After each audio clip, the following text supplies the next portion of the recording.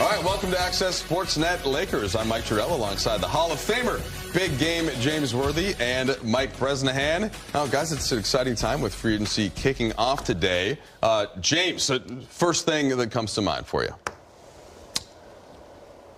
In the draft today, the free agency market, I hope we get somebody. I hope we get a big. Need a center. No doubt. That's what a rim protection.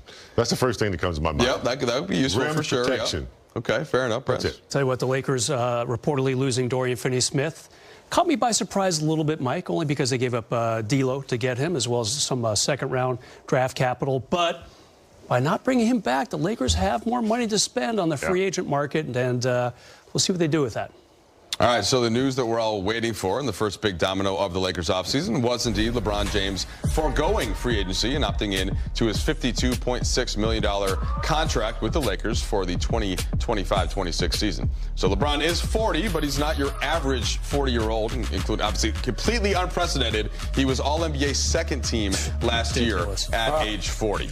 All right, this is going to be LeBron's 8th season with the Lakers, and he's just 50 games away from yet another record, maybe like one of the last ones that he doesn't have, Robert Parrish's all-time regular season games played mark. LeBron, of course, has already gone way past Parrish in terms of minutes.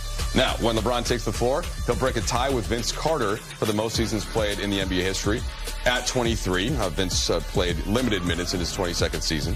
So check out what LeBron did as a 40-year-old. Guys, just look at this. This is just not normal stuff. Almost 25 points, efficient from the field.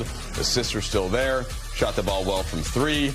Rebounded the basketball, and it was honestly one of his better defensive seasons in recent memory. So, look, reports had been that LeBron would ultimately opt in to his contract, so this isn't necessarily a surprise, guys. He could have chosen to test free agency, or he could have signed any type of deal that he wanted. But, you know, this will be the last guaranteed year on this current contract. So, again, not unexpected, but the first thing that had to happen so that the Lakers could go into next season trying to figure out what they were going to do, Big Game. Yeah, I mean, you know, he's the big missing piece of the puzzle that you're looking for, and now that he's opted in, they can now, you know, kind of project where they need to go from here. So LeBron James, man, you know, there's a saying that says, you know, Father Time is undefeated. I think LeBron has the damn formula to defeat Father Time. So he just continues to impress me. I saw him working out the other day. I didn't see him. I saw a tape of him. And it was like, at 40, there's like 20 awesome dunks in a row, going from side to side. And I don't remember dunking at 40. I don't remember dunking at 35. I know he wants to win another championship. He loves Los Angeles. You know, and so hopefully, you know, he'll do what's necessary for the Lakers to get who they need to get, and then understanding that Luka has arrived. LeBron is smart. He knows how to play off of that. So hopefully that's what he'll do, help to improve the players that we bring in. And so, yeah, what do you think, Brez? It's going to be interesting to see. He's opted in. What does that mean? Tell you what, good stuff. Like the only thing that I was thinking about, Mike, would be, was he going to try to add a year on to the contract, kind of like he's done the last couple years with the Lakers, get a year coming up and then a player option. But he's saying, hey, I'm going to do one more year. Is this maybe his last year ever? You know, Kobe, if you guys remember, decided a few weeks into his last season under contract that would indeed be his final year. Yeah, I want to say it was in like late November, maybe? Yeah. He said that? Yeah, he'd been going for a little bit. Yeah. Will LeBron do that as well? Or is he going to have a farewell tour from the start? The fact that he didn't add a year onto what he has now, this almost $53 million player option, maybe this could be it for LeBron. We'll know in a few months, and obviously he's the only one who's going to decide that. Yeah, I mean, like, while the greatness is right in front of you, sometimes it can be difficult to properly understand it and put it into context. But just, again, looking at that production at that age, it's just never's ever been close. And you played with Kareem, who, like, it's about as close as you get, and he wasn't doing that from a numbers standpoint at age 40. Kareem was still pretty good at year 15. Yeah. But even at year 15, Kareem wasn't doing what LeBron is doing. So you never know. He works out so much, but you never know how hard it's getting for LeBron to keep that going. He knows he has a certain way that he has to perform in order to keep it up. And sometimes, you know, the 23rd year, man, it gets a little tough, but he's still willing and able. J-Mac, if you're a Laker fan, it was a disheartening day, but they got new owners, and new owners have come. You know, you ever drive by that restaurant, it says under new management, and they're going to change the entire menu. They're not going to tweak. So I want to read everybody, J-Mac, the headlines that are circulating about the Lakers, who are the biggest brand in the NBA, the Yankees of Major League Baseball. These are the headlines this morning. Lakers reportedly preserving cap space for next season. Dorian Finney-Smith exit. Disaster. Lakers gave up 3 draft picks for less than 50 games of Dorian Finney-Smith. GM Rob Pelinka facing mounting pressure to keep the Lakers' job. And I like this one. LeBron James has no influence on free agency moves, says an NBA front office insider. The Lakers are excluding him. They should. He's 41. So the Buss family for years has talked themselves into believing, I get it, this is their life. They talked themselves into believing we were just a rotational player away. And the new owners of this restaurant are saying, no.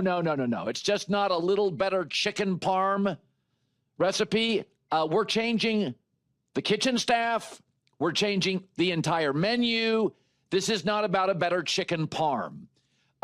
It's a 41-year-old star, another star in Luka, where it's notable that he's really working out this offseason, and they have absolutely no size.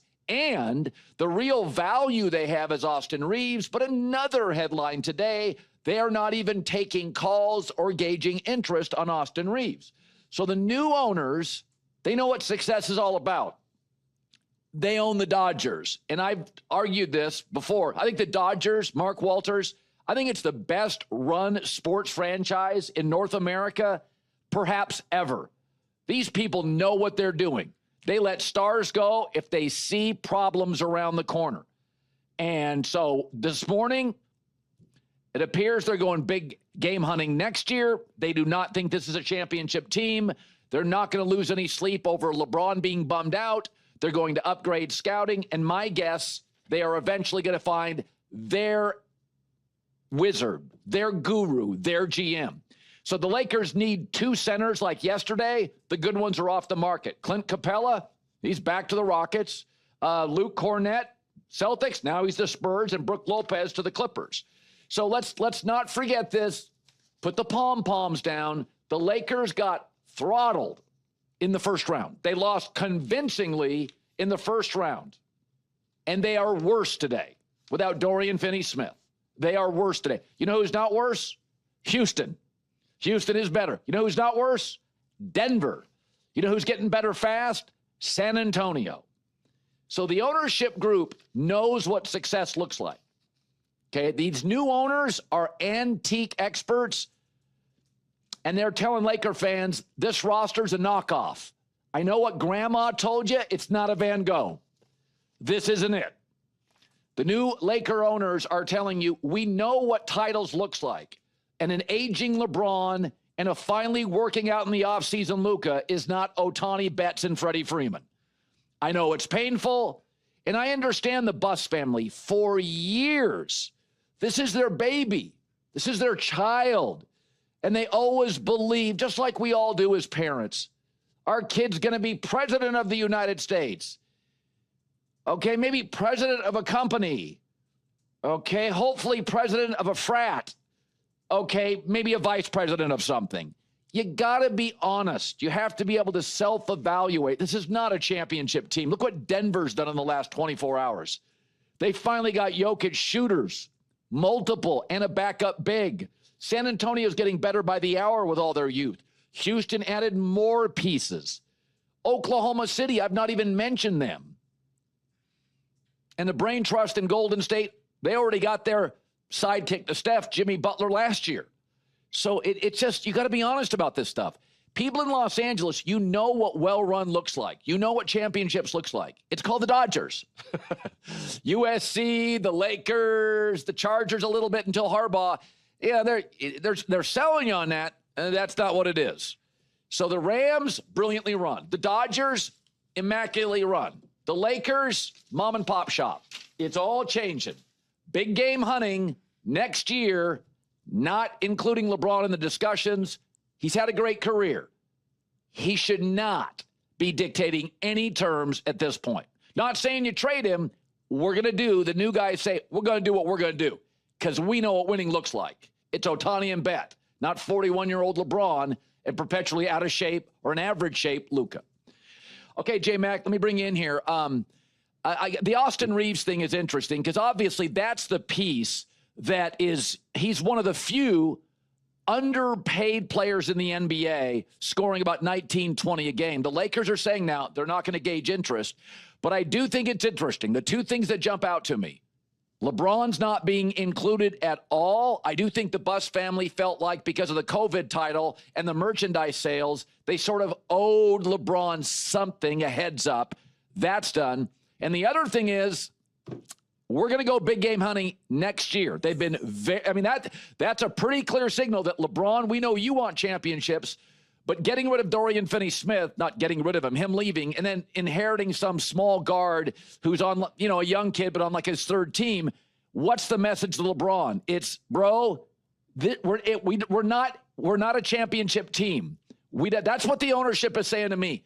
We are going to figure out scouting, upstairs, executives, roster. Next year's the big year.